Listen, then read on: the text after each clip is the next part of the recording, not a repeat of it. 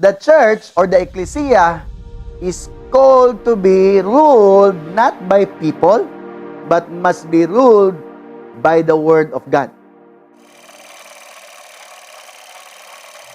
Now, how did the church become lukewarm? Why the church became consumeritis?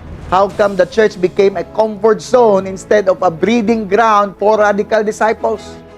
When you look at the word Laodicea, Laodicea comes from two Greek words, laos and dikao. No? Laos means people and dikao means to rule.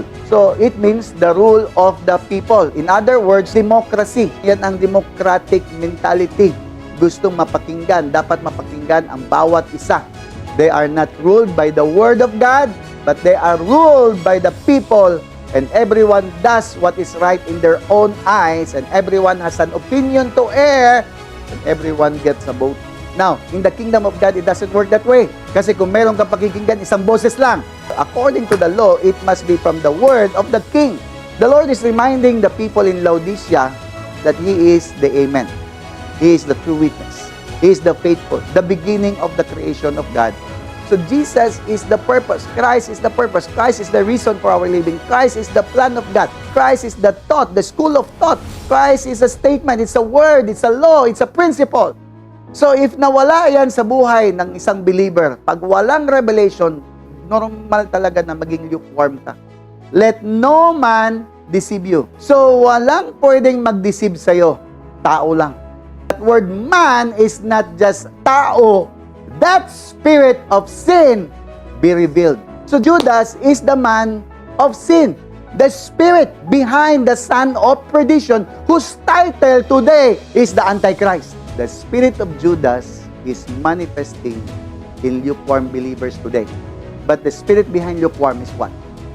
The spirit of Mammon. Sabi ni Lord mismo, Jesus mismo, sabi niya, no man can serve two masters, for either he will hate the one and love the other. Take note of this. Or else he will hold. Say to me, hold, hold, hold. Hold to the one and despise the other. Now, pwede kasi na nagsiserve ka kay Lord, pero if you are still holding the spirit of Mammon, automatically, you are disrespecting the one you are serving. Nakikipag-compete siya sa Diyos. It's not Satan. It's Mammon. The love of money.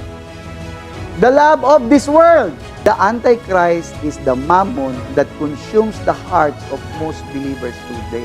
So kung nag-aabang ka kung kailan ma-reveal ang Antichrist, ayan, i-reveal ko na.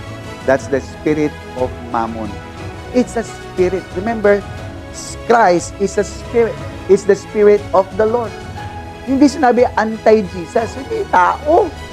Spirito is the spirit that will control the hearts of those who are Laodiceans. That's the spirit of Mammon. And that causes you to be consumeritis, that will lead you to become always love to be in the comfort zone.